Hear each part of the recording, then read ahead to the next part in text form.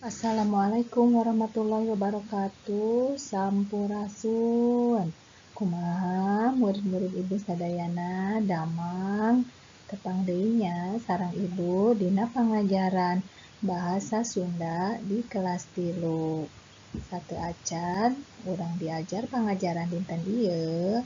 Yuk urang baca basmalah sasarengan. Bismillahirrahmanirrahim. Dinten ieu urang neraskeun materi di bab 7 ngeunaan hemat energi.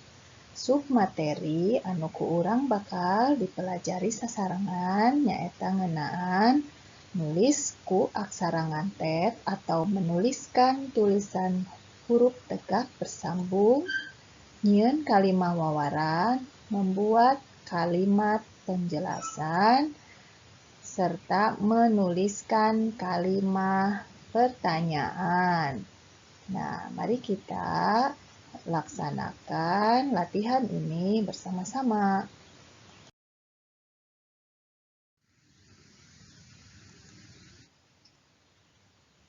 Ayeuna buka buku hidup kaca 78. Nyieun kalimah wawaran. Nu sapertos kumaha kalimah wawaran teh nyaeta contona Husen resep jajan combro jeung cireng. Tah ieu mangrupa kalimah wawaran. Kalimah wawaran anu tadi ku hideuk dituliskeun kanu huruf atanapi kalimat tegak bersambung atanapi aksara ngantet disebatna. Contoh nu kadua. Leli jeung Putri jajan cimol. Sapertos kumaha seratanana?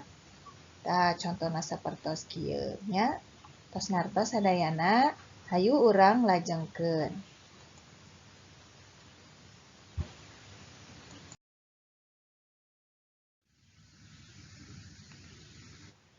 Ayeuna kalimah wawaran, naon anu dimaksad ku kalimah wawaran? Nyaeta kalimah anu eusina mere nyaho atawa mere beja, eusi kalimah wawaran henteu ngabutuhkeun jawaban atawa ngabutuhkeun tindakan ti anu narima wawaran atawa anu diajak nyarita.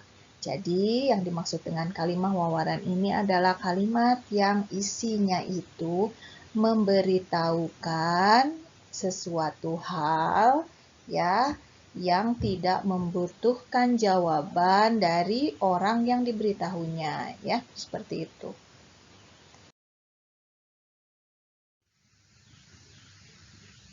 Ayeuna buka kaca 78, yuk urang sasarengan latihan nyieun kalimah wawaran.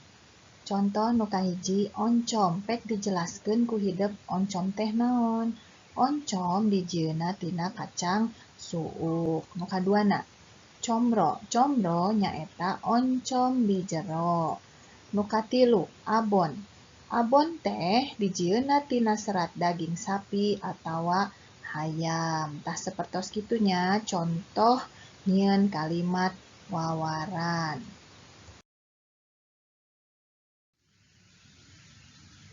Saatos tadi urang latihan nyeratkeun kalimah wawaran, ayeuna yuk urang latihan nyeratkeun kalimah pananya. Dina halaman 78 aya contoh nomor hiji, Fitri keur emam. Robah ku hideuk janten kalimat pananya. Sapertos kumaha kalimah pananyana? Keur naon Fitri? Sapertos kitu. Nomor 2 na, Eman ulin ka Bandung. Kalimah pananyana, ulin ka mana Eman? Tah tangtos ka Bandung nya. Tah upami atos rengse halaman 78 yuk urang tingali halaman 80 nyaeta nyieun kalimah pananya dumasar kanu gambar. Dinu kaca 80 contohna aya gambar kahiji, teh ku hideuk tuliskeun kalimatna. Contona, keur naon cucu jeung dadi? Nah, jawabannya bisa dilihat di gambar. Mereka sedang melakukan apa?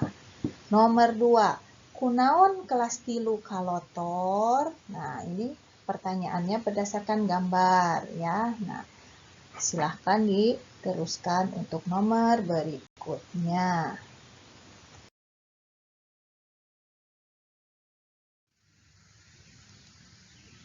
Nah, anak-anakku semua, selamat berlatih. Silahkan apabila masih ada yang belum jelas, diputar lagi video pembelajarannya atau silahkan dihubungi ibu. Sampai di sini dulu ya perjumpaan kita hari ini. Mung dugi dieu wae materi pelajaran bahasa Sunda dinten ieu. Alhamdulillah tos rengse. Wassalamualaikum warahmatullahi wabarakatuh. Hatur nuhun.